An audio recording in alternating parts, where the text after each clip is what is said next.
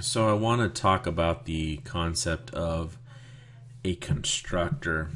In order to do that, I think I'm just going to do a demonstration.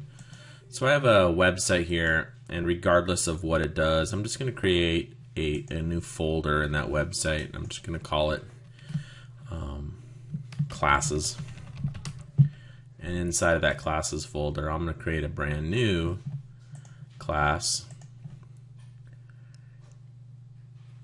I'm going to wait for Visual Studio, and then I'm going to call this class person. And just like Visual Studio would normally do, it'll go ahead and scaffold out some beginning structure for your class. It has a namespace for that class. It has a name, public class name. And inside of your class, and we won't get into this very much, but you might have a function that returns a string, and you might call that get my name. And inside of that function, you might return somebody's name. And this is a fairly typical function inside of a class. At least that a simplified function inside of a class. One of the other, a special function, I guess you could call it, is called a constructor. It is a function that is the same name as your class. Notice how person is a class name here, and person is the name of my function. Notice that inside of I have no return type, no special return type for my constructor. Because when I call this function, I'm going to get it. The code that is inside of this function is going to automatically run when I declare a new instance of person. So let's say I set I set a variable equal to Bob, and every time someone instantiated a copy or created a instance of this person class, what would happen is all the code that's inside of this function would fire. So if I did a bunch of other stuff, maybe one of the things I did inside this function was called get my name,